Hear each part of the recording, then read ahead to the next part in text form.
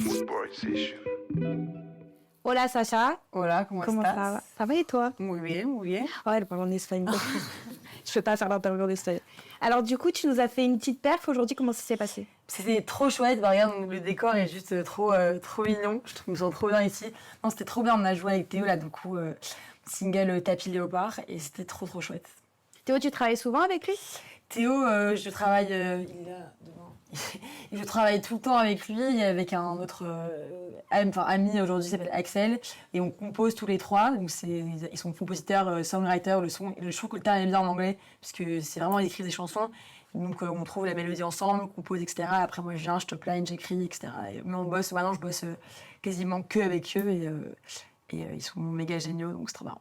Trop stylé. Ouais. Donc moi, ce que je te propose de faire, c'est faire une petite interview à partir des photos de ton moodboard Yes. qu'on a choisi. Et donc, on va commencer par le commencement, qui est Noche. Du coup, c'est ta première musique sur Spotify. C'est ma première qui est encore sur Spotify, parce qu'il y en avait d'autres avant qui ont disparu. Comment ça? Parce que, écoute, il y en avait où vraiment je trouvais qu'elles pouvaient pas, elles avaient le droit de partir, se reposer, tu vois.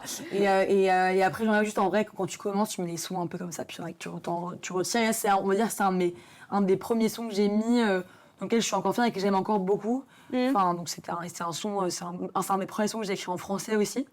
Avant, c'était des sons en anglais, et du coup, ça faisait plus de sens, et en français et en espagnol.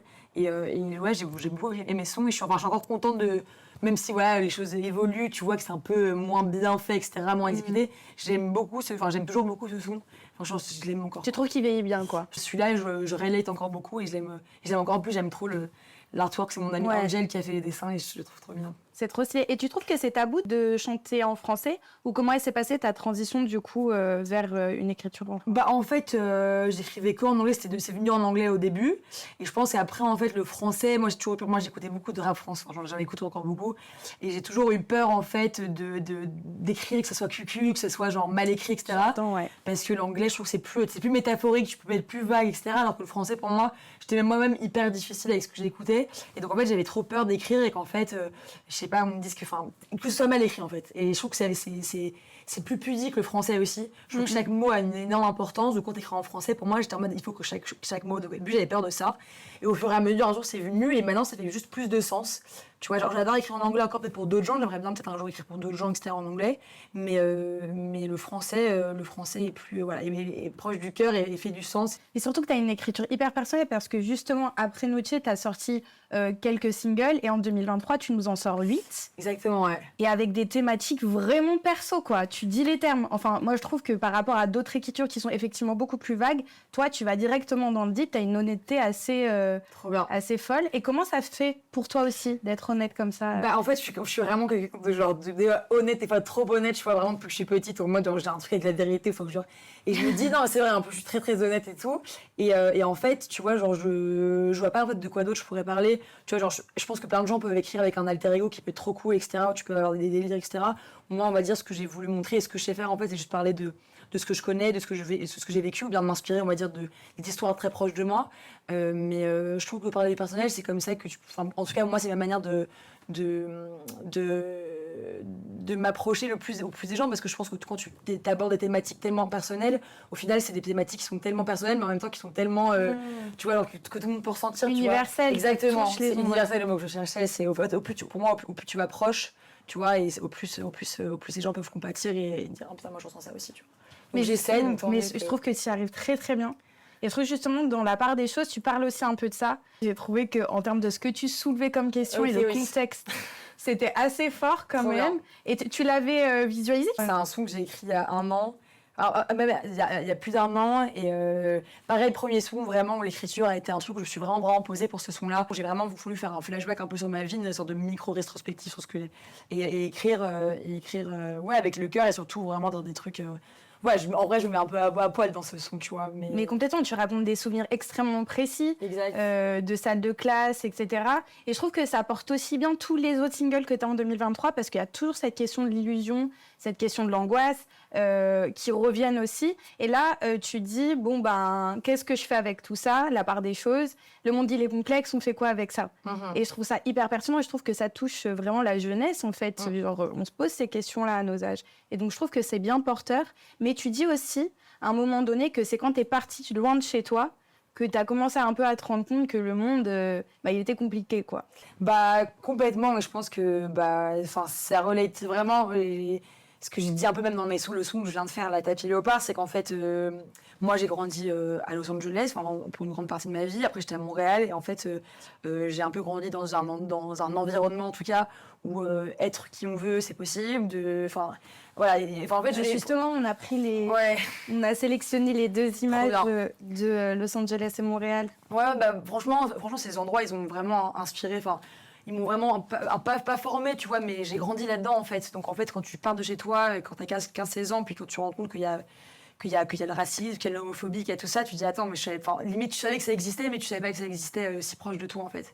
Et c'est ce qui s'est passé pour moi, et ça m'a fait un peu je me suis rendu compte, en fait, c'était bien ma petite bulle de bien-pensance, etc., tu vois, mais en fait, qu'il y avait encore beaucoup de choses... il y a encore beaucoup de choses qui étaient dans le monde. J'étais dans ma bulle, tu vois. Et je pense que justement, ce truc, quand tu parles de Tapis Léopard, etc., c'est un peu ces 2 bulles-là où tu peux être un peu qui tu veux, etc. Je pense que j'ai un peu grandi dans un truc comme ça. Et en même temps, t'es en mode, c'est pas la vraie vie non plus, tu vois. Et encore aujourd'hui, je suis choquée souvent, tu vois. Mais c'est la vie et après, c'est comme ça, tu vois. Et je trouve que c'est ce qu'il y a de beau dans ta musique, mais même dans tes instrus qui sont plutôt drum and bass ou même un petit peu pop, du coup, néo-pop. J'ai vu sur ton Spotify, t'as écrit ça. Et là, ce qui va sortir... Il y a vraiment de la pop, voilà. On adore la pop. Ouais. Mais du coup, justement, ça contraste de ouf avec la manière crue que t'as aussi de dire les choses. Quand tu fais une crise d'angoisse, tu dis crise d'angoisse, alors qu'il y a des gens qui passent par 4 chemins. Non. Bah ouais, en vrai, à un moment, faut dire les choses, tu vois. Je pense que quand on me voit, je suis là avec mes bling, mes trucs extérieurs trop bien, et ce que j'adore. Mais après, voilà, chacun, tu vois, même si tu peux être hyper heureux d'exister et vivre la vie, etc., et pour autant que ce soit facile tous les jours. Et c'est ça, en fait, tu vois, tu peux... c'est cool d'être sûr de soi, d'être content, etc. Mais en même temps, c'est bien aussi de dire qu'en fait, c'est pas que du tout que ça.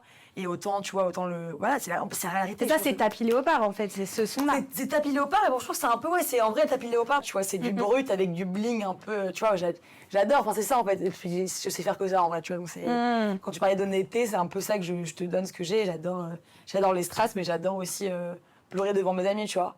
Et justement, moi, ce que je voulais te poser comme question, c'est incroyable, ton utopie. Est-ce que c'est ça un peu? Je sais pas, genre juste cette photo de Marcin Parr, c'est un photographe que je kiffe trop, un anglais qui fait des photos trop drôles. D'ailleurs, les photos d'un donut, là, genre avec bref, on adore. C'est hyper brut, voilà. C'est des photos brutes, mais en même temps hyper glam, en même temps genre, elle est iconique cette vieille dame. Iconique. T'aimerais être comme ça plus tard? Je sais pas si je serais comme ça, mais en tout cas, genre clairement, pour moi, je vois ça, je suis en mode genre. Slay, tu vois, j'applaudis, je suis en mode genre let's go, tu vois.